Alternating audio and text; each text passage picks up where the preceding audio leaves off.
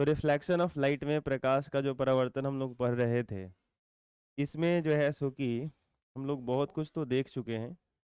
और हम लोग जो है सो कि ये देख रहे थे प्रॉपर्टीज ऑफ प्लेन मिरर ना जी, समतल दर्पण के गुण। तो चलो हेडिंग लगाना, समतल दर्पण के गुण।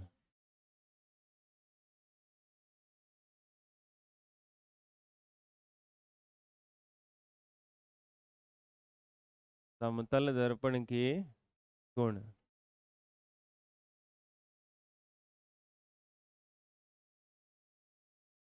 देखो पहली जो प्रॉपर्टीज है वो ये कह रहा है, the image formed on a plane mirror is virtual. Plane mirror यानी समतल दर्पण से जो प्रतिबिंब बनता है वो वास्तविक होता है कि काल्पनिक होता है? काल्पनिक होता है। आई बात समझ? तो पहला यही लिखेंगे आप एक नंबर में। हिंदी वाले हिंदी लिखेंगे, इंग्लिश वाले इंग्लिश लिखेंगे। समतल दर्पण द्वारा, समतल दर्पण द्वारा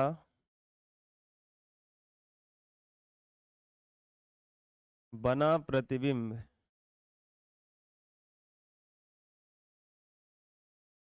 समतल दर्पण द्वारा बना प्रतिबिंब काल्पनिक होता है।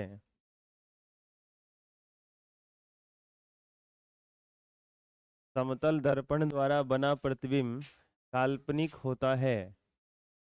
It can not be received on a screen. इसे पर्दे पर प्राप्त नहीं किया जा सकता है। इसे पर्दे पर प्राप्त नहीं किया जा सकता है।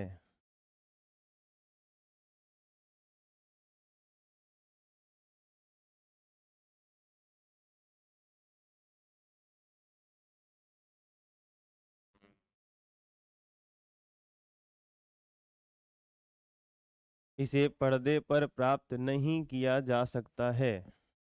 चलिए नोट करेंगे पहला।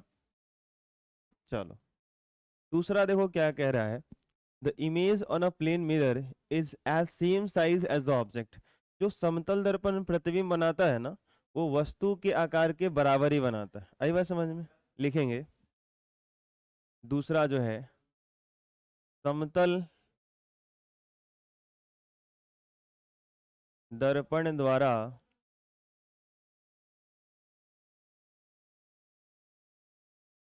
बने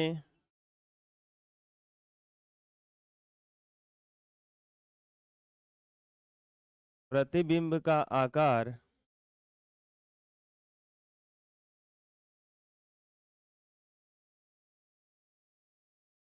वस्तु, अच्छा एक चीज आप ध्यान रखना, वस्तु को बिंब भी कहते हैं। क्या कहते हैं? हाँ, वस्तु को बिंब भी कहते हैं। अगर कहीं बिंब लिखा हुआ उसका क्या मतलब है? वस्तु। ठीक है, ऑब्जेक्ट ध्यान रखना। मैं ब्रैकेट में एक बार लिख देता हूं, आप कहीं लिखा हो तो कंफ्यूज मत करना। बिंब इसीलिए तो बनता है, बिंब के जैसा जब कुछ दूसरा बनता है उसका तो हम उसको प्रतिबिंब कहते हैं। आई बात समझ में? समतल दर्पण द्वारा बने प्रतिबिंब का आकार वस्तु के आकार के, वस्तु के आकार के बराबर होता है।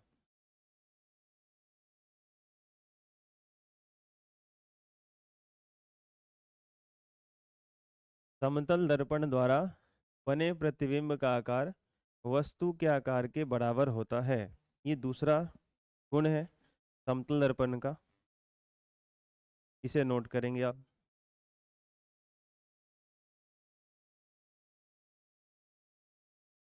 हाँ बोलिए, कुछ बोल रहे हैं। इसमें देखो, जैसे यहाँ पे अगर मान लो ये एक प्लेन मिरर है, एक समतल दर्पण है, ध्यान से देखना। यहाँ पे ये एक प्लेन मिरर है, एक समतल दर्पण है, और इसके सामने जो है सो कि अगर मैं क्या कर दूं, यहाँ पे एक वस्तु रख दूं इधर, ठीक है, कोई दिक्कत नहीं है, नीचे के डायरेक्शन में भी रख सकते हो, ऊपर के डायरेक्शन में भी रख सकते हो। तो एग्जैक्टली इसी के जैसा इतने ही हाइट का इधर एक इमेज बनेगा। आई बात समझ में? जो इसकी ऊंचाई, जो इसका आकार, साइज ऑब्जेक्ट का होगा, इसको हम लोग ऐसे लिखेंगे बेसिकली, एच लिखते हैं, और ये वस्तु है तो यहाँ ओ लिख देते हैं। ऑब्जेक्ट, हाइट ऑफ ऑब्जेक्ट, क्या बोलेंगे? हाइट ऑफ ऑब्जेक्ट यानी वस्तु की ऊंचाई। और इसको लिख देंगे हाइट ऑफ इमेज, प्रतिबिंब की ऊंचाई, क्या बोलेंगे? तो यहाँ क्या होता है कि समतल दर्पण जब किसी वस्तु का प्रतिबिंब बनाता है, तो ये जो हाइट ऑफ ऑब्जेक्ट होता है और ये जो हाइट ऑफ इमेज होते हैं, ये दोनों आपस में क्या होते हैं? बराबर होते हैं। आई बात समझ में? कोई दिक्कत? ठीक है, बनाएंगे डायग्राम। हो गया? हो गया क्या? चलो तीसरे पे आते हैं। 3 नंबर देखेंगे। तीसरा प्रॉपर्टी ये कह रहा है the image on plane mirror is erect. ध्यान से सुनिएगा। समतल दर्पण जो प्रतिबिंब बनाता है वो हमेशा सीधा होता है। इरेक्ट मतलब क्या होगा? हाँ, इरेक्ट की हिंदी होती है सीधा। और इसका जो कॉन्सेप्ट है उस पर थोड़ा सा फोकस करो, जिसको मैंने पिछले क्लास में समझाने की कोशिश भी करी थी, याद है आपको? जैसे यहाँ पे हम लोगों का एक प्लेन मिरर अगर ये हो गया, ये डायग्राम भी आपको बनाना है इसलिए ठीक ठीक से देखना। अगर मान लो मैं यहाँ पे एक ऐसे वस्तु बनाता हूँ, ठीक है, तो यहाँ पे इसका जो इमेज होगा, इसका जो प्रतिबिंब होगा इधर बनेगा, नहीं बनेगा? ठीक है, ये इमेज बन गया। तो इसको मैं बोलता हूँ, मान लो ये जो है ये वस्तु ए है, इसको मैं ए बोलता हूँ। तो इसका ये इमेज है, तो इमेज को मैं ए डैश बोल देता हूँ, है या ना? ए डैश बोल देता हूँ। तो ये वस्तु है और ये जो है इसका प्रतिबिंब है। आई बात समझ में? लेकिन इसमें एक अच्छी बात क्या है कि अगर मैं इसी ऑब्जेक्ट को, ये जो वस्तु है, चलो इसी को पकड़ के समझाता हूँ। अगर मैं क्या करता, इस वस्तु को पकड़ के यहाँ लेके आता और करता क्या, थोड़ा सा इसको उल्टा रखता नीचे की तरफ ऐसे। ध्यान से सुनना मेरी बात। अगर मैं इसका जो हेड है, जो इसका सिर है, माथा, ये जो तीर, इसको नीचे रखता, तो इसका जो प्रतिबिंब बनता, इसका जो इमेज बनता, वो यहाँ ऐसे बनता कि नहीं बनता? बोलो हाँ या ना? तो हमसे जब पूछा जाए कि ये प्रतिबिंब सीधा बना कि उल्टा बना, तो ये मत कह दीजिएगा कि वस्तु उल्टा हो गया तो प्रतिबिंब भी उल्टा हो गया, नहीं। जैसा यहाँ पे वस्तु रहे, अगर इसका देखो सिर नीचे है तो प्रतिबिंब का भी सिर नीचे है, इसका अगर पैर ऊपर है तो इसका भी पैर ऊपर है। तो जैसा ये रहे वैसा ही ये है, तो ये सीधा ही कहलाएगा। आई बात समझ में? हाँ, उल्टा कब कहलाएगा? जब मान लो कि वस्तु हमने यहाँ पे ऐसे रख दी, मान लो ये वस्तु हमने ऐसे रख दी इस मिरर के सामने, और इसका जो इधर प्रतिबिंब बना वो ऐसे बन गया, इसका सर ऊपर है और देखो प्रतिबिंब में सर का तो ऐसा समतल दर्पण कभी नहीं करता। यही बात समझ में? ये ध्यान रखिएगा। तो समतल दर्पण ऐसा नहीं करता। तो हम हमेशा कहते हैं कि भाई जैसे रखोगे वैसे ही जो है सो कि प्रतिबिंब समतल दर्पण बना के देगा। इसी को हम लोग जो है सो कि अपनी भाषा में कहते हैं कि जो समतल दर्पण होता है, प्लेन मिरर जो होता है, वो जो इमेज बनाता है वो इमेज इरेक्ट होता है, सीधा होता है। आई बात समझ में? तो पहले लिखेंगे फिर डायग्राम बनाएंगे। लिखेंगे तीसरा, समतल दर्पण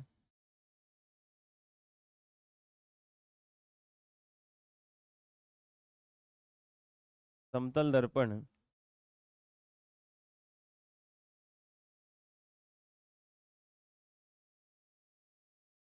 सीधा प्रतिबिंब बनाता है।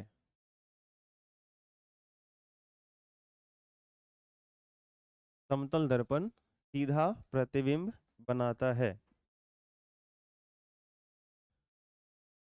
अच्छा, आपको थोड़ा सा डिफरेंस समझ में आए, मतलब अंतर समझ में आए, इसलिए मैं क्या कर देता हूँ, इनके कलर चेंज कर देता हूँ, ठीक है? आप एक ही कलर से बना सकते हो। बस मुझे ये बताना है कि इस वस्तु का ये वाला प्रतिबिंब है और इस वस्तु का ये वाला प्रतिबिंब है। हाँ, तो समतल दर्पण का चौथा गुण ये कह रहा है कि जो प्रतिबिंब होता है दर्पण से उतनी ही दूरी पर बनता है जितनी दूरी पर वस्तु रखी जाती है। जैसे मान लो ये एक प्लेन मिरर है, एक समतल दर्पण है। मैं जो पढ़ा रहा हूँ, आप में से कितने लोगों को समझ में नहीं आ रहा है वो लोग हाथ उठाएं। कोई हाथ नहीं उठाया, सबको समझ में आ रहा है। फिर ये बताइए कितने लोगों को समझ में आ रहा है, वो हाथ उठाएं। ठीक है, तो अगर समझ में आ रहा है तो आप, बस आपसे हाथ जोड़ के कह रहा हूँ कि आप हाथ खोलने का मौका मत दीजिए। आई बात समझ में? नहीं तो आप हाथ खोलने का मौका देंगे तो फिर बड़ी समस्या है भैया। आई बात समझ में? ठीक है।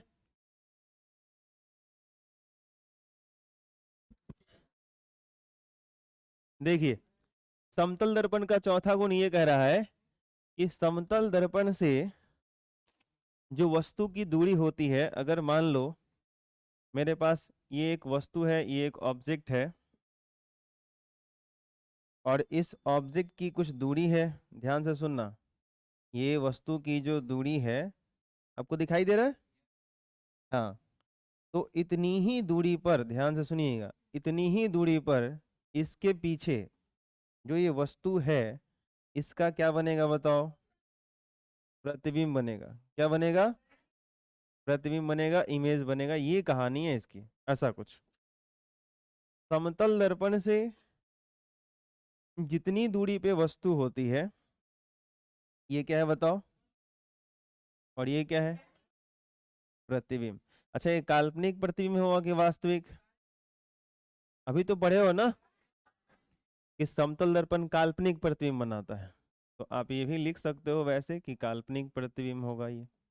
लेकिन इसमें ये सीखना है, चौथा पॉइंट हमें ये सिखा रहा है कि समतल दर्पण से जितनी दूरी पर वस्तु होती है उतनी ही दूरी पर, मतलब अगर मैं बोलूं कि यहां से यहां तक अगर ये 10 सेंटीमीटर है, तो यहां से यहां तक, यहां से यहां तक भी ये कितना हो जाएगा? 10 सेंटीमीटर। समझ आया? अब जरा बताओ, इस वस्तु और इस प्रतिबिंब के बीच की दूरी कितनी हो गई? 20 सेंटीमीटर। ऐसा क्वेश्चन बताया भी तो थे। तो जब क्वेश्चन देगा तो ध्यान से बनाना है। समझ आया? तो चलो इसको लिखते हैं, फिर डायग्राम बाद में बनाएंगे।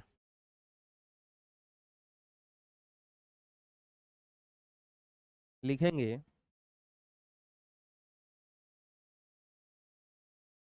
समतल दर्पण से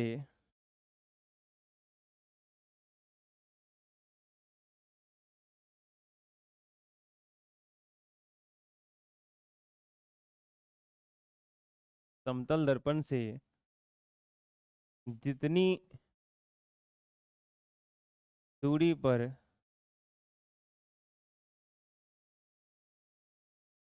वस्तु होती है, कॉमा, दर्पण से उतनी ही दूरी पर, दर्पण से उतनी ही दूरी पर क्या होता है जी? प्रतिबिंब होता है या प्रतिबिंब बनता है?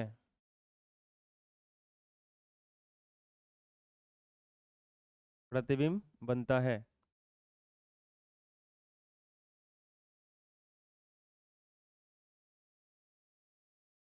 यानी हम लोग अगर ऐसे लिखना चाहें, दूरी को हम लोग इंग्लिश में डिस्टेंस कहते हैं ना, तो डिस्टेंस को मान लो हम लोग छोटा वाला डी से दिखाएं, तो और ऑब्जेक्ट को ओ से, तो वस्तु वाला डिस्टेंस मिरर से और मिरर से इमेज वाला डिस्टेंस आपस में क्या होंगे?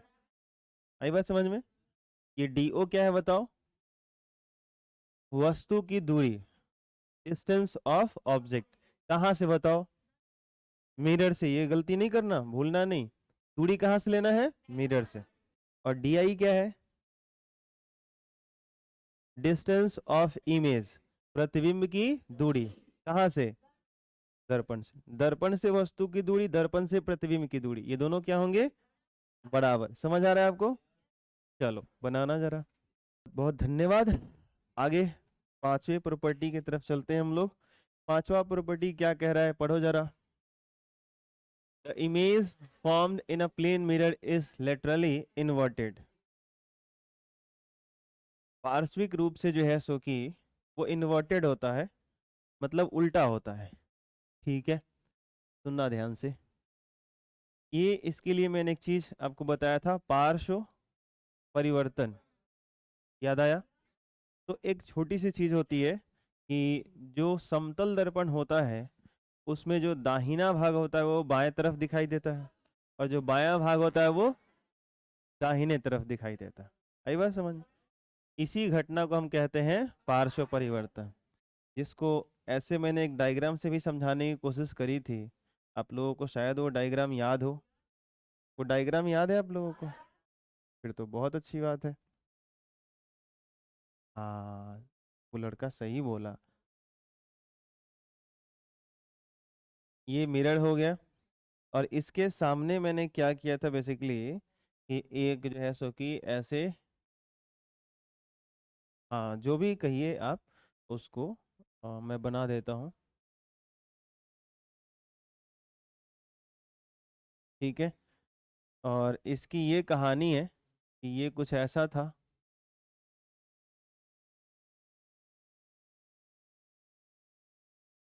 ठीक है, अब ये जो मोटा भाई है, ठीक है, इसका इधर इमेज बनेगा? नहीं बनेगा। तो इसका जो इमेज बनेगा ना, इसकी ये कहानी होगी कि थोड़ा देखना कैसा बनेगा। अच्छा, इसकी आंखें छोटी हो रही हैं। नहीं, वही आदमी है, ठीक है ना? हाँ, बस बस, थोड़ा देखने में आपको अलग लग सकता है। ठीक है, हाँ। तो अभी क्या है ना कि इसका जो इमेज बनेगा, ध्यान से देखना कि अभी ये वाला जो पार्ट है ना, ये वाला जो हिस्सा है, इधर वाला, वो इसमें इधर नहीं आएगा, वो इधर आ जाएगा। पहले तो ये मोटू भाई को ऐसे बना दिया जाए। ठीक है, समझ आया? तो ये वाला जो हिस्सा है ना, देखो इसमें क्या है, अगर बीच से इसको काट दो, ठीक है, तो आधा हिस्सा इधर, आधा हिस्सा इधर। अब ये जो आधा हिस्सा है ना, इसको इमेज में तो इधर होना चाहिए था, मतलब ऐसा कुछ होना चाहिए था, बट ऐसा होता नहीं है। मिरर के इसके साथ में ये ऐसे आ जाता है इधर से, आपने देखा भी होगा। और ये जो होता है वो ऐसे आ जाएगा, उधर वाला इधर आ गया, और जो इधर वाला है वो इधर आ गया। नहीं समझ आया? इसको कहते हैं हम लोग पार्श्व परिवर्तन। ये लैटरल इन्वर्जन, ये लैटरली इन्वर्टेड यहाँ पे एडजेक्टिव बनाया गया है शायद मेरे हिसाब से। इसको बोलेंगे पार्श्व परिवर्तन। क्या बोलेंगे? पार्श्व परिवर्तन। चलो, तो ये क्या चीज होता है? तो हम लोग इसी के लिए लिखते हैं कि किसी वस्तु का, बोलो मेरे साथ साथ, समतल दर्पण में किसी वस्तु का समतल दर्पण द्वारा बनाए गए प्रतिबिंब में दायां भाग बाएं तरफ दिखाई देना और बायां भाग दाएं तरफ दिखाई देना पार्श्व परिवर्तन कहलाता है। समझ आया? तो इसी को जो है सो कि हम लोग पार्श्व परिवर्तन कहते हैं, लेटरल इन्वर्जन कहते हैं। समझ आया? तो ये चीजें होती हैं। तो आप पहले लिख लो हिंदी में, फिर डायग्राम बनाना।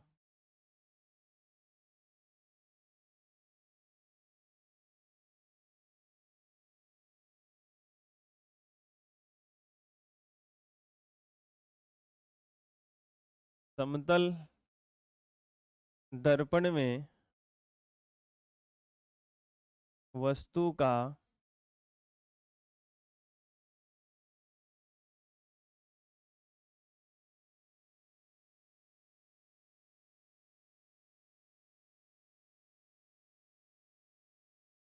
बायां भाग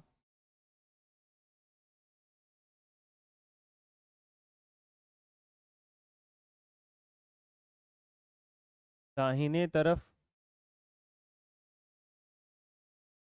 तो थोड़ा इसका मैं हाथ काट रहा हूँ, ठीक है, क्योंकि लिखना है ना। समतल दर्पण में वस्तु का बायां भाग दाहिने तरफ तथा दायां भाग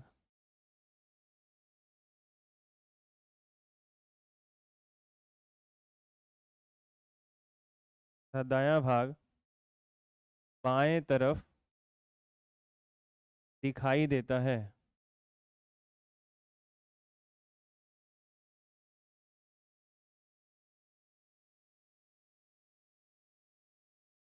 बाएं तरफ दिखाई देता है। इसे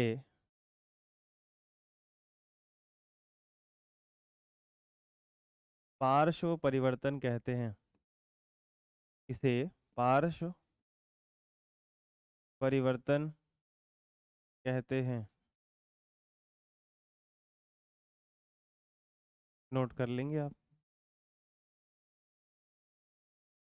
बोलो ना, आगे बढ़े। चलो, यहाँ पे मैं आपसे कुछ सवाल पूछ सकता हूँ, ठीक है। और वो जो सवाल है इसी टॉपिक से संबंधित होगा, और वो कुछ ऐसा होगा जो आपको आराम आराम से सोच के आंसर करने होंगे, ठीक है। गड़बड़ नहीं करोगे, ठीक है। और इसका एक छोटा सा मैं आपको ट्रिक भी बताऊंगा कि मान लो कुछ टफ चीज़ें आपको दे दी गई, कॉम्प्लिकेटेड मतलब जिसका बनाना मुश्किल हो गया, तो क्या तरीका है उसका कि आप जो है सो कि उसको पकड़ पाओगे कि यहाँ पे पार्श्व परिवर्तन है। आई बात समझ में? तुम हाथ में झंडा पकड़वा दी उसको।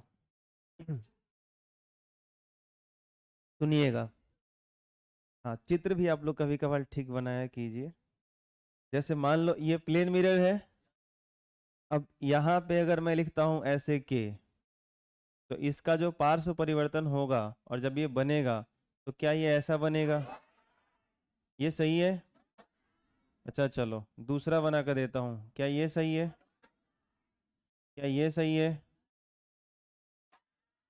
ऐसा बनेगा। अच्छा ठीक है भाई, बहुत जोर से आप लोग बोल रहे हैं। लेकिन एक बात बताऊं, आप लोग इतना जोर से बोलते हो, इसमें रिकॉर्ड नहीं होता। ये बड़े दुख की बात है। हाँ, यहाँ से कुछ चेंज करना पड़ेगा, लेकिन आपके जो साउंड अगर उसमें ऐड होंगे ना, तो फिर बाहर के जो कुत्ते बिल्लियों का जो आवाज़ है वो भी इसमें ऐड हो जाएगा, तो फिर पता ही नहीं चलेगा ना। आपका जो सुर है वो तो थोड़ा है, आवाज़ ज़्यादा है, लेकिन जो आसपास के जो साउंड्स हैं वो भी आने लगेंगे, इसमें ध्वनियाँ आने लगेंगी, तो समस्या हो जाएगा। इसलिए वो ब्लॉक किया गया है, सिर्फ मेरी ही ध्वनि इसमें आती है। आप लोगों के हल्का हल्का आते हैं, आप वीडियो वगैरह देखिएगा तो। अच्छा देखें आप लोग, उतना से ही आप लोग संतुष्ट रहते हैं, ठीक है। चलो ये बताओ, ए का पार्श्व परिवर्तन होगा या नहीं होगा? होगा, लेकिन पता नहीं चलेगा। आई बात समझ में? ये कुछ ऐसा ही दिखेगा। समझ आया? इसका वाला जो है सो कि इमेज बेसिकली ये वाला है, इसमें भी इधर का ये बना है। आई बात समझ में? और इधर वाला उधर बनता है, ऐसा नहीं है कि नहीं है। समझ आया? लेकिन पता नहीं चलता, ठीक है। अच्छा ओ का बताओ, ठीक है। तो बहुत सारे ऐसे इंग्लिश के अल्फ़ाबेट्स हैं, अंग्रेजी के अक्षर हैं, जिनका पार्श्व परिवर्तन होता तो है लेकिन पता नहीं चलता। तो वो कौन कौन से हो सकते हैं ए से जेड के बीच में? ए हो सकता है, बी नहीं हो सकता, सी बताओ, डी, ई, एफ, जी, एच। एक एच रख लिखोगे तो इसका पार्श्व परिवर्तन होगा तो पता नहीं चलेगा। आई भी हो जाएगा। जे का पता चल जाएगा।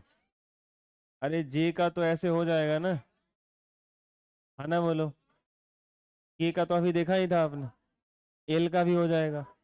एम, एम का पता नहीं चलेगा, इसका भी ऐसा ही रहेगा। नहीं, एन का पता चल जाएगा। एम, अरे एन कैपिटल ऐसे लिखोगे, ठीक है, तो इसका ऐसे नहीं हो जाएगा। क्या बात कर रहे हो, रुक जाओ। एन का ऐसे होता है। कौन सी दुनिया में आप जी रहे हो? आराम आराम से, हड़बड़ा के मत बोल दो, वरना बुढ़े फंसोगे। ओ का, चलो ओ का नहीं पता चलेगा। पी का चल जाएगा, क्यू का चल जाएगा, आर का भी चल जाएगा, एस का भी चल जाएगा। कई लोगों को ये भी कंफ्यूजन होता है, इसका नहीं चलेगा। अच्छा, जो जो आपको कंफ्यूजन है आप पूछ लीजिए, मैं करके दिखा देता हूँ। हम लोग कहाँ तक पहुंचे हैं बताओ। अच्छा, कोई कह रहा है पी का, ये देखो पी का होगा तो पता चल जाएगा, ये ऐसा होगा। अच्छा, कोई कह रहा है क्यू का, तो क्यू देखो ये ऐसे रहेगा और ये इधर से आएगा, ऐसा हो जाएगा भाई। ठीक है। कोई, रुक जा बालक, एक ही बार चढ़ोगे सर पे पूरा एकदम। एस कह रहा है वो, तो देखो एस का ऐसे हो जाएगा, एस का ऐसे दिखेगा। आई बात समझ, क्लियर हो रहा है सब? हाँ ठीक। कोई कह रहा है सर आर का तुम्हें समझ में नहीं आ रहा होगा ऐसे, आई बात समझ? तो हो गया ना, पी क्यू आर एस, देख लिया आपने। इन सब का पार्श्व परिवर्तन होता है तो पता चल जाता है, जिसका नहीं चले वो इधर साइड हम लोग लिख रहे हैं। तो आर एस, टी का नहीं, कैपिटल टी लिखोगे ऐसे, तो इसको जब इधर बनाओगे तो उधर भी ऐसा ही बनेगा, पता नहीं चलेगा।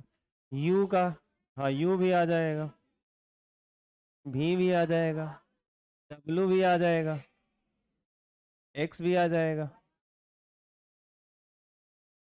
अगर आपको वाई लग रहा है तो फिर आप गलत सोच रहे हैं,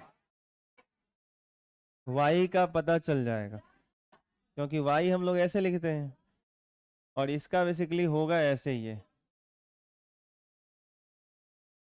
समझ आया? ये वाई कुछ ऐसे हो जाएगा, और जेड का भी पार्श्व परिवर्तन होगा और पता चल जाएगा। जेड आप ऐसे लिखोगे ना, तो ये ऐसे रहेगा, ये ऐसे रहेगा और ये ऐसे हो जाएगा। समझ आया? नहीं है?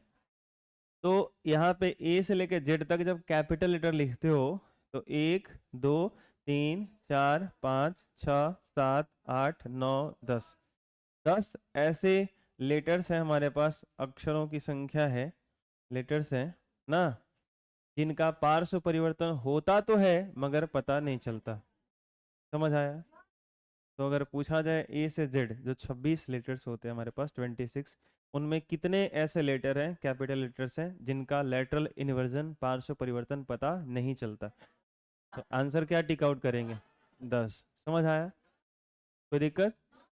आपका होमवर्क यहाँ पे एक रहेगा, एस डब्ल्यू में आपको दे रहा हूँ, क्या करोगे, ए से लेकर के जेड तक आप दर्पण के इधर लिखोगे, और ए से जेड तक दर्पण के इधर लिखोगे, बनाओगे उसका पार्श्व परिवर्तन, और जिसका जिसका नहीं हो रहा है उसको दूसरे कलर के कलम से उसको घेरोगे।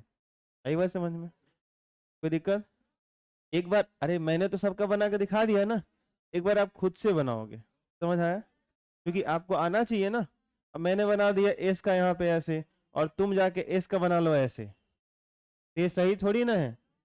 तो आपको आदत होनी चाहिए ना कि वो ऐसे होगा। अरे हाँ ना बोलो। ठीक है, अब देखो यहाँ, ये समझ आया? चलो ठीक है। तो ये जो है सो की कोई बड़ी चीज तो है नहीं वैसे। आ,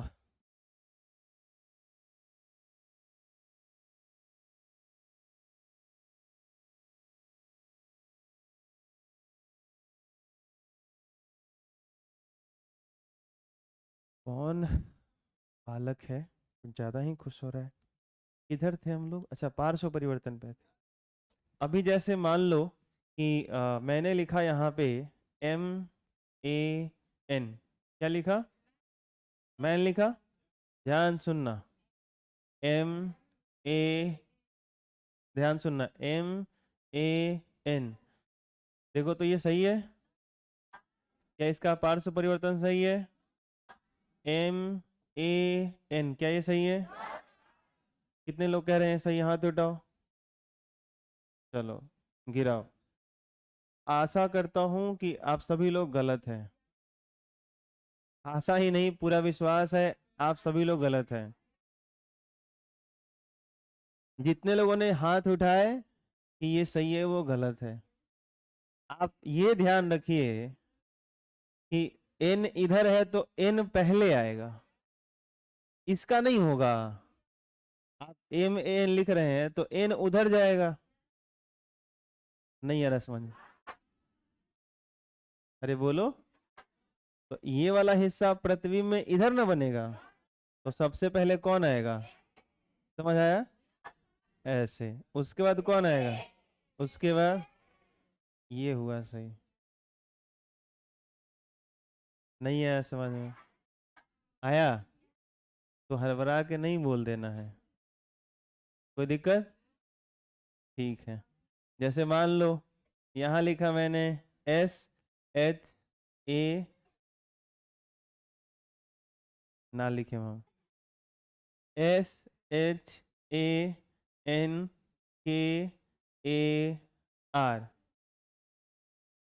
क्या लिखा, शंकर। तो इसका पार्श्व परिवर्तन बना सकते हो कि नहीं बना सकते, चलो यहां सबसे पहले कौन आएगा, हाँ जो इसमें सबसे अंत में है उसका सबसे पहले बनेगा। तो सबसे पहले किसका बनेगा, आर का बनेगा, इसका बनेगा ना, ऐसे। उसके बाद ए, उसके बाद क्या, के। अच्छा तो के कैसा बनेगा, ऐसे बनेगा। ये भी ध्यान रखना, ई ना, कि जब अब ठीक है जा तो रहे हैं के बनाते, लेकिन हई रहा के, ये भी नहीं कर देना है वरना बुरे फंसोगे, ठीक है। ये ऐसे होगा के, उसके बाद ऐसे होगा, और बोलो, ऐसे होगा, होगा। उसके बाद एच, उसके बाद होगा ना। अब ध्यान से सुनो, इसका, सुन तो लो, इसका पार्श्व परिवर्तन ये है, ये भी ध्यान रखना इसका पार्श्व परिवर्तन ये है, समझ आया। सिर्फ इसका ये नहीं है, इसका ये भी है, समझ आया। एक चीज दिखाता हूं तुम्हें, इस शंकर को मैं मिटा देता हूं और फिर जो है सो कि यहाँ पे एक इमेज लाता हूं। नहीं नहीं नहीं, कोई एक आदमी आओ उधर से, आपको पढ़ाना है मुझे कि इसमें ये दिखेगा तो कुछ लिखा होगा। आओ, कौन आएगा, जल्दी आओ, चलो तुम ही आओ। नहीं आएगा सब, चलो बेटा आ जाओ। ईमानदारी से झूठ नहीं बोलना है, क्योंकि जो यहाँ आएगा फिलहाल उसी को दिखेगा, ठीक है। इसमें आईना में देखो कि बोर्ड पे क्या लिखा हुआ है, उधर से देखो, उधर से। हाँ तो दिख रहा है, क्या दिख रहा है, शंकर दिख रहा है, पढ़ो जरा, देखो ये इधर देख के पढ़ रही है, ठीक है। अच्छा एक और चीज हम लोग कर लेते हैं, सुनो सुनो, कोई किसी को नहीं बताएगा, तुम अपनी आंखें बंद करो और वहीं पे खड़ा रहना, ठीक है।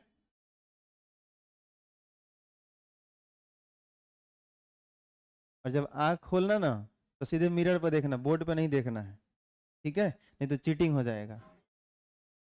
हाँ चीटिंग नहीं हो जाएगा, ठीक है। तो जो है सो कि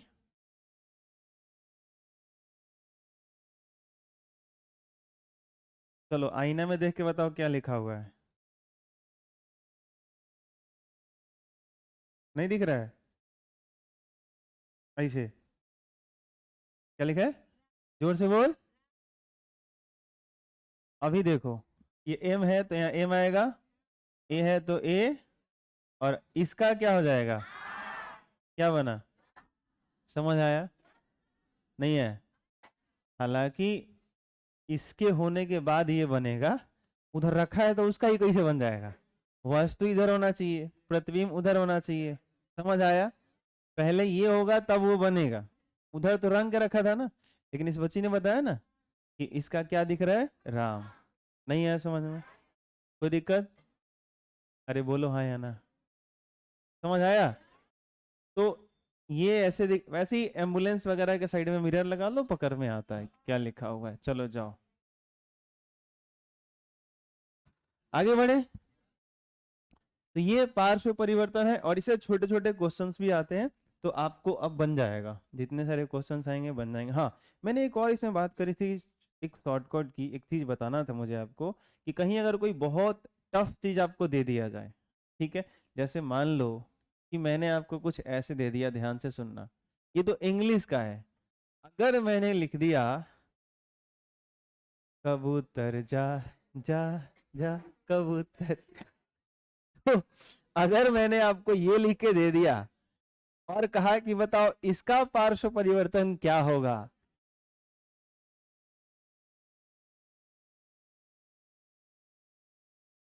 ठीक है, तो फिर तो कबूतर को तुम उड़ाते रह जाओगे। ठीक है। अच्छा, हिंदी तक ये देवनागरी लिपि में जो लिखी जा रही है, ऐसे लिखी जा रही है, हिंदी लिखी जा रही है, हिंदी भाषा को इस तरीके से, तो ये तो आप मतलब, अच्छा आप लोगों को ये लिपि समझ आता है? कितने लोगों को, हाथ उठाओ। लिपि का क्या मतलब होता है? हम जब बार बार बोलते हैं कि हमारी लिपि देवनागरी है, या इंग्लिश के लिए रोमन कहते हैं, तो इसका क्या मतलब है आप बताओ, मैं आपको सिखा देता हूँ अगर नहीं पता है तो। नहीं, लिपि का मतलब भाषा नहीं होता भाई। दो भाषाओं की लिपि एक हो सकती है।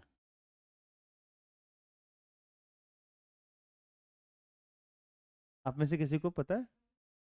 किसी को नहीं? आपने सुना तो होगा ना। आप जब भी परीक्षा देते होंगे तो उसमें आता है ऑप्शन भरने के लिए लिपि, आप हिंदी के लिए जरूर लिखते होंगे देवनागरी। हाँ, अच्छा चलो मैं समझाता हूँ, सुनो। लिपि क्या चीज होती है आज के बाद कभी भूलना मत, लेकिन प्रॉमिस करो। बोलो मैं, अपना नाम रख लो। हाँ, वचन देता हूँ या देती हूँ कि आज के बाद लिपि के विषय में बताई गई बातें नहीं भूलूंगा या भूलूंगी। तो जब भी लिपि सुनाई देना तो उसका क्या मतलब है समझाता हूँ, देखो। जैसे हमारे मुख से एक ध्वनि उच्चारित हुई, मैंने बोला क, क्या बोला? ठीक है। तो वो जो है सो कि दिखाने का, जो मुख से ध्वनि उच्चारित होती है, उसको जब आप लिखने जाते हो तो किस संकेत से आप दिखाते हो, वो डिसाइड करता है कि लिपि क्या चीज होती है। जैसे समझा करो, जैसे मैंने बोला अ, तो अगर अ बोला ना बेसिकली, तो हिंदी में इसको आप ऐसे लिखते हो, लेकिन आप गौर कीजिएगा, हम जब अ बोलते हैं ना तो बेसिकली इसको इंग्लिश में ऐसे लिखते हैं, है ना, बोलो। जैसे इसको लोग ए भी बोल देते हैं, थोड़ा मोड़ा तो इधर उधर होता ही है। जैसे आप कई बार सुनते होंगे आई हैव अ कार, ए को अ भी बोला जाता है। कहाँ अ उच्चारण करना है, कहाँ ए उच्चारण करना है, वो आपका ग्रामर का मतलब है। लेकिन मेरा ये कहना है कि ध्यान से सुनो, कि जब कोई इंग्लिश में बोल रहा है तो कई बार जो है सो कि अ बोला जाता है तो वहां पे ये लिखा, ऐसे लिखा जाता है, और हम जब अ बोलते हैं तो ऐसे लिखा जाता है। रेहाना बोलो। अगर मैं बोलूं, ध्यान सुनो, अगर आपने बोला गील, क्या बोला? तो किसी ने ऐसे लिख दिया। अगर किसी ने ऐसे लिख दिया तो क्या वो गलत है? दोनों आप क्या पढ़ोगे? ये समझ आया? तो आपके मुख से कोई ध्वनि उच्चारित हो रही है, कोई शब्द निकल रहा है, कोई वर्ण निकल रहा है, कोई अक्षर आ रहा है, आई बात समझ में? तो उसको कैसे आप दिखा रहे हो, उसका संकेत क्या दे रहे हो, किस तरीके से आपको लिख रहे हो, वो लिपि कहलाती है। तो जिस तरीके से आप ये लिख रहे हो, क्या उसी तरीके से ये लिख रहे हो? तो इसकी लिपि और इसकी लिपि क्या होगी? अलग। ये बात समझ आया? नहीं आया? समझ आया? ठीक है, ये ध्यान रखोगे। तो अभी जो है सो कि वापस आते हैं हम लोग। तो ये अगर मान लो मैंने बोला कबूतर, तो ये तो ठीक है, लेकिन मान लो कि जो बांग्ला है, तमिल है, तेलुगु है, अलग अलग भाषाओं में जब वो लिखे जाते होंगे, और वो लोग अपनी, जब शब्दों के, वाक्यों के, अपनी लिपि में जब वो क्या करते होंगे, पार्श्व परिवर्तन होता होगा, तो बड़ा तो मुश्किल काम है, हमें, हमारे लिए पकड़ना तो टफ हो जाएगा वो। समझ आया? तो इसका क्या तरीका है, देखो। तो हमेशा याद रखना कि जिसका भी आपसे पूछा जाए, मुझे ना एक स्केच चाहिए, कोई ला लेके आएगा उधर से स्केच। चलो बताओ ये क्या लिखा हुआ है, दिखाई दे रहा है? मुझे लग रहा है कैमरा के पास जाना चाहिए, जो लोग ऑनलाइन पढ़ेंगे उनके लिए थोड़ी सी। ये क्या लिखा हुआ है बताओ? राजू, पकड़ लिया आप लोगों ने? गजब। अभी देखो, लेकिन आपको स्पष्ट ये राजू तो दिख नहीं रहा होगा, ऐसे देखो, दिख रहा है? अभी ध्यान से देखो, ये जैसा दिख रहा है ना यहाँ पे, ऐसा ही मैं क्या करने वाला हूँ, बोर्ड पे बनाने वाला हूँ। क्या करने वाला हूँ? बोर्ड पे बनाने वाला हूँ। एग्जैक्टली जो है सो कि राजू का जो लेटरल इन्वर्जन होगा, ध्यान से देखो इधर क्या लिखा हुआ है बोलो, इसी को मैं ऐसे घुमा देता हूँ, उसका ये पार्श्व परिवर्तन है। कुछ बात पकड़ में आया? समझाता हूँ, ये छोटा सा ट्रिक है। जा जा जा, आज तो स्केच से मैंने शुरू किया था इस पे लिखना। मैं ये कह रहा हूं, ये क्या बताओगे? ऐसा है, इसका देखो तो ये यू यहाँ आएगा, जे यहाँ पे ऐसे होगा, ए ऐसे होगा, आर ऐसे होगा। ध्यान से देखो तो क्या वैसा ही है क्या? ये ऐसा ही था क्या? ये जैसा इधर वाला दिख रहा है, ध्यान से देखो ना, इधर वाला देखो, ये वाला और ये देखो, दोनों सेम है। समझ आया? तो ये किसका पार्श्व परिवर्तन है? बस इसको मैं पलट के दिखा रहा हूं, ये राजू ही तो है। तो ध्यान से सुनो, जब भी किसी का पार्श्व परिवर्तन पूछा जाए, क्या पूछा जाए, वो किसी भी लिपि में हो, किसी भी भाषा में हो, करो क्या, उसको लिख दो सीधा, अब बस ऐसे घुमा दो। समझ आया? जो ये दिख रहा है अब, यही उसका क्या हो जाएगा, पार्श्व परिवर्तन, लेटरल इन्वर्जन। समझ आया? तो मान लो किसी ने कबूतर का पूछा, तो इसमें क्या लिख दोगे, कबूतर, ई लीजिए। नहीं आया समझ में? आसान है कि भारी है? समझ आया? कोई दिक्कत? अब देखो सुनो, कई बार बच्चे गलती क्या करते हैं, ऐसे लिख दिया राजू, आप पार्श्व परिवर्तन करना होगा तो ऐसे घुमा देगा वो, ये नहीं है, ये गड़बड़ हो गया। आपको घुमाना कैसे ये भी पता होना चाहिए, ठीक है? यहाँ बीच में एक लाइन इमेजिन कर लेना, इसको एक्सिस कहते हैं बेसिकली, ये कैसे, और इसको घुमाना है ऐसे 90 डिग्री, और इसको फिर 90 डिग्री, 180 डिग्री, ये ऐसे है ना। मतलब उधर से आप राजू पढ़ पा रहे हो तो फिर ऐसे पलटो कि फिर इधर से वो राजू हो जाए, तो आपके तरफ वाला क्या हो जाएगा, उसका पार्श्व परिवर्तन। समझ आया? नहीं समझ आया? आया? बस थोड़ा सा ये ध्यान रख लेना, बाकी सारे सवाल आपके लिए आसान हो जाएंगे। मुझे नहीं लगता कि अब आपको इसमें दिक्कत होगा, कोई भी चीज़ दिया जाएगा आप पकड़ लोगे। चलो, जो छठा प्रॉपर्टीज है उस पे आते हैं। कह रहा है when two plane mirror incline at an angle theta, the number of images formed of an object which is present between them. मतलब देखो, ये कहानी क्या कह रहा है कि अगर आपके पास दो समतल दर्पण हो, क्या बोलो, चित्र को जरा ध्यान से देखना, पूरा कंसंट्रेशन मुझे चाहिए आपका, थोड़ा ध्यान देना इधर। मान लो मेरे पास दो प्लेन मिरर है, एक प्लेन मिरर ये रहा, एक समतल दर्पण ये रहा, और एक प्लेन मिरर में और बनाने वाला हूं यहाँ पे ऐसे, ये नीचे ऐसे, ठीक है, थोड़ा ध्यान देना। ये दो समतल दर्पण है, और इन दोनों समतल दर्पण के बीच में ना कुछ कोण है, ठीक से देखो, ये वाला कोण दिख रहा है आपको, तो ये किसी कोण पर रख दिए गए हैं, ये कोई एंगल है, इस एंगल को बोला जा रहा है थीटा, ठीक है। अब इसके बीच में अगर कोई वस्तु आएगा, ध्यान से सुनना, अगर इसके बीच में अगर कोई वस्तु यहाँ पे रखा जाएगा, तो इस वस्तु का प्रतिबिंब तो ये दर्पण भी बनाएगा, और इस वस्तु का प्रतिबिंब ये दर्पण भी बनाएगा। आया ना बोलो? जैसे आप कभी सलून में गए होंगे, तो दर्पण आगे भी लगा रहता है, पीछे भी लगा रहता है, इधर भी लगा रहता है, इधर भी लगा रहता है, जोश में आके मत कहना, नीचे भी लगा रहता है, ऊपर भी लगा रहता है। आई बात समझ में? ठीक है, आगे बढ़े, ध्यान रखना। तो मैं ये कह रहा हूं कि जो उस मतलब खूब सारे मिरर लगे रहते हैं, तो आप देखते होंगे कि आपके उसमें बहुत सारे प्रतिबिंब बनते हैं, है या ना? खासकर जो आगे और एक पीछे लगा रहता है, उसके कारण जब आपका प्रतिबिंब हो तो पूरा बहुत सारा दिखता है, हाँ कि ना? तो उसकी भी कहानी है, इसी फॉर्मूला में आ जाएगा, इसी में आ जाएगा वो, बस ध्यान से सुनना। तो हमको ये सीखना है कि जब दो समतल दर्पण एक दूसरे से कुछ कोण पे रखे हों, जिसको हमने थीटा बोला है, तो दो समतल दर्पण के बीच का कोण अगर थीटा हो, और इन दर्पणों के बीच में अगर कोई एक वस्तु रख दी जाए, तो उसका कितना प्रतिबिंब बनेगा, उसकी संख्या क्या होगी, उसको कैसे निकालेंगे? तो उसके लिए एक फॉर्मूला लगाना है हम लोगों को, 360/θ। क्या लगाना है? ये लगाना है। अगर ध्यान से सुनना, इसके साथ कंडीशन मुझे लगता है आगे लिखे गए होंगे, हाँ यहाँ पे, इफ 360 बाई थीटा, यही फॉर्मूला याद रखना, इफ 360 बाई थीटा, यदि 360 बटा थीटा एक सम संख्या हो, इवन का मतलब एक सम संख्या, तो नंबर ऑफ इमेज n, यानी प्रतिबिंबों की जो संख्या बनेगी, वो जो इवन नंबर आएगा उसमें से एक घटा लेना। समझ आया? जैसे मान लो, एक एग्जांपल करके बताता हूं आपको। मान लो थीटा बराबर मैंने दिया आपको 90 डिग्री, कितना दिया? 90 डिग्री, ठीक है। तो ध्यान से सुनो, मेरे पास फॉर्मूला क्या है?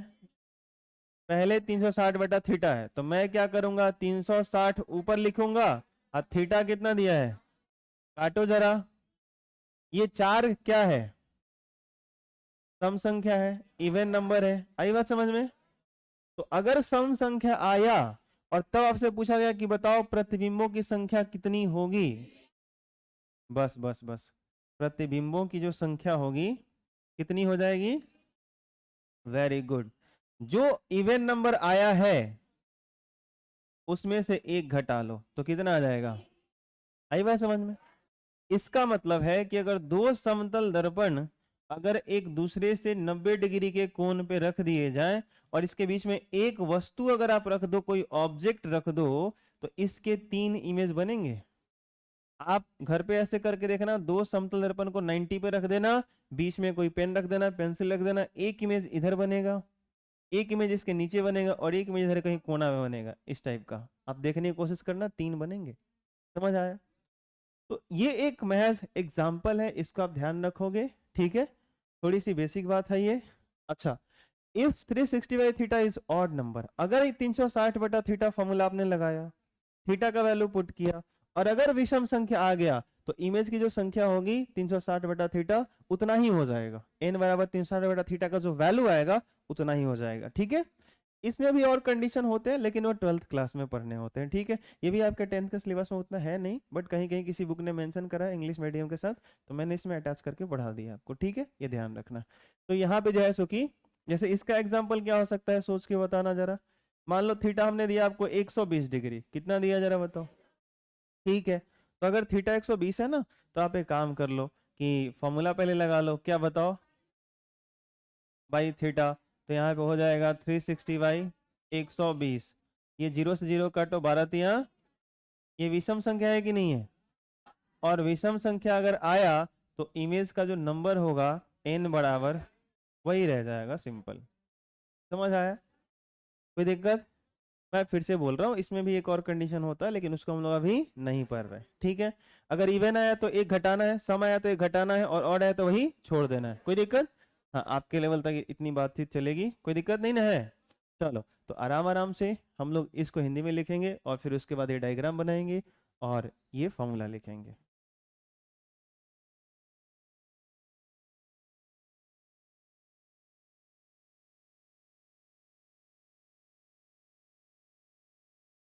जब दो समतल दर्पण एक दूसरे से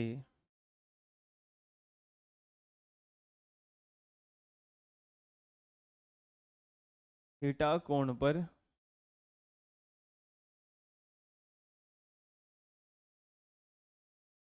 झुके हों,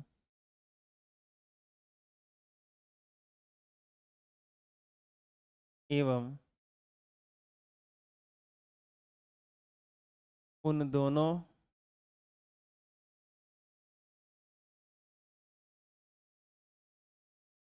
दर्पणों के बीच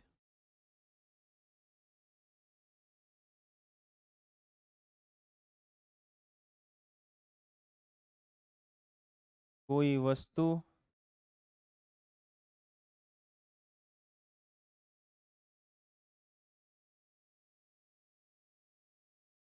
रखी गई हो, रखी गई हो, रखी गई हो, तो प्रतिबिंबों की संख्या, प्रतिबिंबों की संख्या प्रतिबिंबों की संख्या को हम लोग यहाँ किससे दिखा रहे हैं? छोटा वाला n से। प्रतिबिंबों की संख्या, बस ये लिख लेना, डायग्राम बनाना, फिर आगे वाले स्लाइड पे लिखेंगे इसके आगे की बात। तो प्रतिबिंबों की संख्या कैसे फाइंड करते हैं?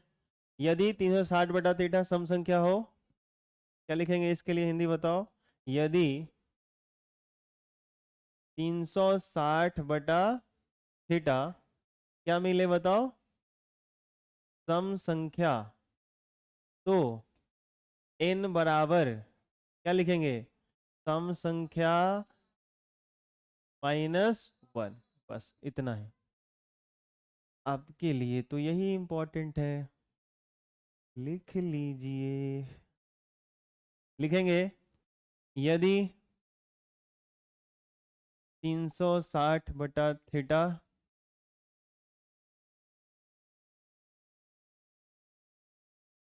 विषम संख्या प्राप्त हो यानी आए, तो n बराबर क्या हो जाएगा? विषम संख्या, जो आएगा वही हो जाएगा, है ना? बोलो। और n क्या है बताओ? हाँ, n है प्रतिबिंबों की संख्या। अच्छा, यहाँ पे एक चीज लिखा हुआ है बच्चों, ध्यान से देखना। When object not placed at bisector, इसका क्या मतलब होता है? इसका हिंदी में लिख लो, आप लोग भी हिंदी में लिख लो।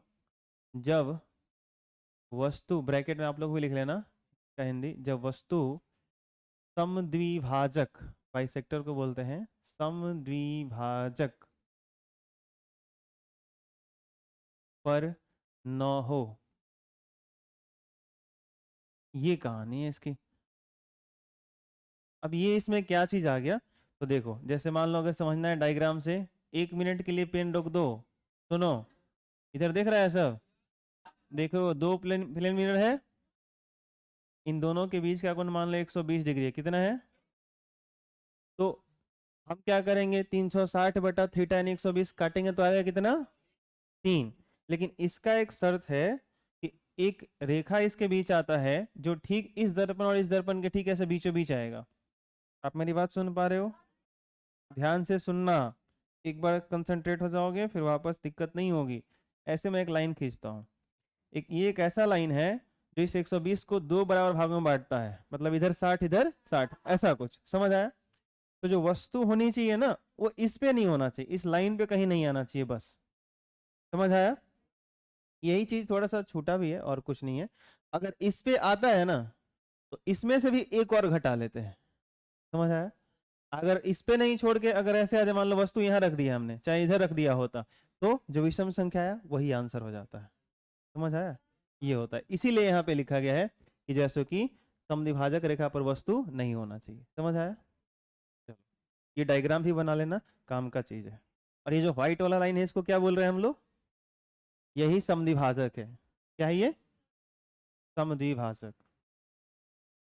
चलो सुनना, अगला क्या है? अगला ये है, सुनो ध्यान से। जैसे कई बार क्या होता है ना कि हमारी इच्छा होती है कि हमारे सामने एक ऐसा मिरर लगा हो, एक ऐसा दर्पण लगा हो कि जब हम उसके सामने खड़ा हो तो हमारा जो प्रतिबिंब बने वो पाँव से लेके सर तक उसमें दिखाई दे दे। जैसे कभी किसी के शादी में जाना हो, किसी फंक्शन में जाना हो, हाँ या ना? ऐसा आता है, मन के अंदर इच्छा आती है, कोई भी हो बेसिकली। जब मिरर के सामने हम लोग खड़े होते हैं तो हम चाहते तो यही है कि पूरा प्रतिबिंब हमारा उस दर्पण में दिख जाए, टॉप टू बॉटम दिख जाए। तो एक चीज क्या होता है कि अब मान लो कि ये दीवार है और इसकी जो हाइट है वो 10 फीट की है। अब मैं इस पे पूरा 10 फीट का मिरर लगा दूं, फिर तो आसानी से दिख जाएगा। ठीक है, सवाल ये है कि वो मिरर जो मैं लगा रहा हूँ उसकी मिनिमम हाइट कितनी होनी चाहिए, कम से कम हाइट क्या होनी चाहिए? क्योंकि मान लो जब मैं मिरर खरीदने जाऊंगा तो पैसे भी तो लगेंगे ना भाई, है या ना? तो मैं चाहता हूं कि भाई एक ऐसा मिरर खरीद के लाऊं जो छोटा हो और मेरा पूरा इमेज बना दे, टॉप टू बॉटम बना दे, ऊपर से लेकर नीचे तक, जैसे कि पैर से लेकर सर तक इमेज उसमें दिख जाए। ठीक है, तो उसकी जो हाइट है वो कम से कम कितनी होनी चाहिए? अधिक से अधिक तो कितना भी हो, नहीं आ रहा समझ में? अधिक से अधिक तो कितना भी होगा तो चलेगा। अब मेरा 5 फीट हाइट है, उससे ज्यादा ही है, एग्जाम्पल दे रहा हूँ। मान लो 5 फीट हाइट है और 5 फीट का ही मिरर ले लूं तो आसानी से दिख जाएगा। 7 फीट का ले लूं आसानी से दिख जाएगा। 12 फीट का ले लूं। अब सवाल ये है कि अगर मैं 5 फीट का हूं तो 4 फीट का लूंगा मिरर तो दिखेगा कि नहीं दिखेगा? समझो बात। अगर मैं 3 फीट का लूंगा तो दिखेगा कि नहीं दिखेगा? अगर मैं 1 फीट का लूंगा तो दिखेगा कि नहीं दिखेगा? समझ आ रही बात? तो ये जो सवाल है इसका जो प्रूफ है हम लोग 12th में करते हैं, लेकिन इसका जो निष्कर्ष है, नतीजा है, वो आप समझ सकते हो। यहाँ पे देखो क्या लिखा, हाइट ऑफ मिरर, इस नहीं होना चाहिए, height of mirror height of object by 2, यानी वस्तु की जो ऊंचाई होगी उसमें 2 से डिवाइड कर दो, और 2 से डिवाइड करने पर हो क्या जाता है, आधा। यानी मिरर की जो हाइट होनी चाहिए, दर्पण की जो ऊंचाई होनी चाहिए, वो वस्तु की ऊंचाई की आधी होनी चाहिए। अगर मैं 5 फीट का हूं और मिरर जो है सो कि 2.5 फीट का हो तो हमारा काम बन जाएगा, हमको ज्यादा पैसे खर्च करने की जरूरत नहीं। समझ आया? लेकिन इसके लिए एक बात ध्यान रखना कि अगर आपकी हाइट 5 फीट की है और 2.5 फीट आप जो है सो कि 2.5 फीट का मिरर खरीद के लाते हैं, तो उससे आपका पूरा प्रतिबिंब बन जाए, ये कोई जरूरी भी नहीं है। तो फिर ये पढ़ क्यों रहे हो, लिख क्यों रहे हो, ये सही कैसे है? तो समझो बात, जो मिरर आप 2.5 फीट खरीद के लाए और आपकी हाइट 5 फीट है, उससे आपका एक जो दूरी है वो फिक्स होनी चाहिए। एक दूरी डिस्टेंस जो है वो मायने रखता है। अब आप 5 फीट के हैं, 2.5 फीट का मिरर खरीद के उसके पास में खड़े हो गए, सटा लिए देह में, क्या आपका पूरा ऊपर से नीचे तक प्रतिबिंब उसमें दिख जाएगा? ये बात आपको समझ आती है? अगर आप अपना ही इमेज पूरा का पूरा जो है सो कि, आप मेरी बात समझ पा रहे हो, अपना ही इमेज पूरा का पूरा उस मिरर में देखना चाहते हो, सामने खड़ा होना चाहते हो, तो ये जरूरी है कि आपका जो दूरी हो उस मिरर से एक अच्छा खासा डिस्टेंस हो। समझ आया?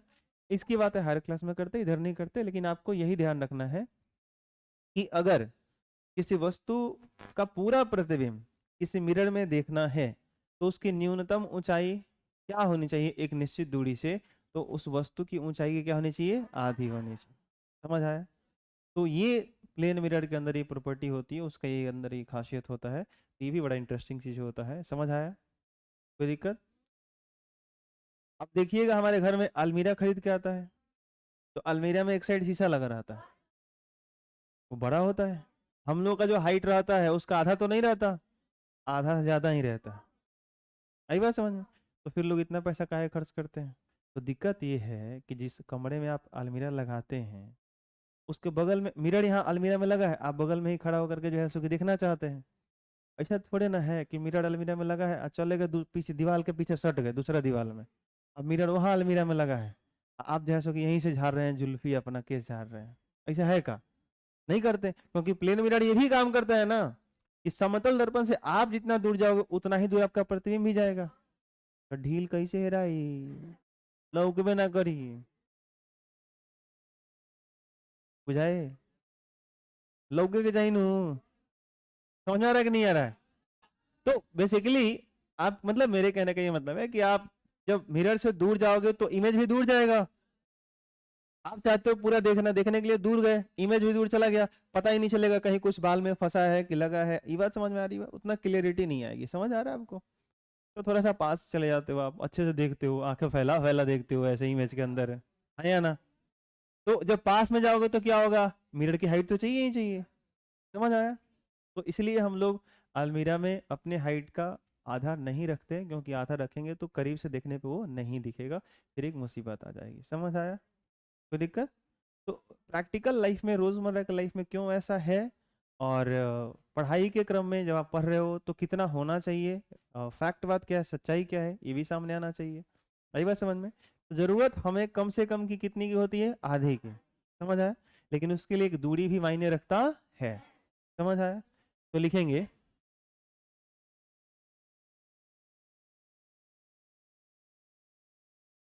7 नंबर में लिखेंगे, एच ऊंचाई की वस्तु का पूरा प्रतिबिंब, पूरा प्रतिबिंब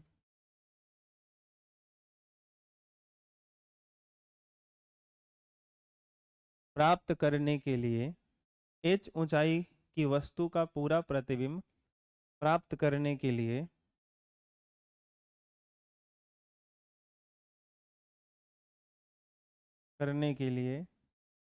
दर्पण की न्यूनतम ऊंचाई, कम से कम दर्पण की न्यूनतम ऊंचाई, वही लंबाई भी लिख सकते हो आप। दर्पण नीचे रहेगा तो लंबाई वही खड़ा कर दो तो ऊंचाई के रूप में बोला जाएगा। दर्पण की न्यूनतम ऊंचाई वस्तु की ऊंचाई की क्या होनी चाहिए? हाँ, वस्तु की ऊंचाई की आधी होनी चाहिए।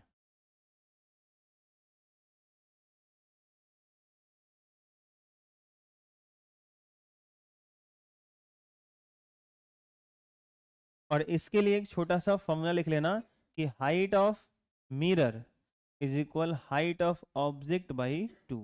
ये लिख लेना फॉर्मूला, ये सभी लोगों को लिखना है। एच एम का मतलब क्या है बताओ? Height of mirror. और एच ओ का मतलब हाइट ऑफ ऑब्जेक्ट, मतलब वस्तु की ऊंचाई। और ये क्या हो गया? दर्पण की ऊंचाई, मिरर की हाइट। आई बात समझ में? और वस्तु की ऊंचाई में 2 से भाग देंगे, जो आएगा वही मिरर की हाइट हमको चाहिए होती है। चलो नोट करो इसको।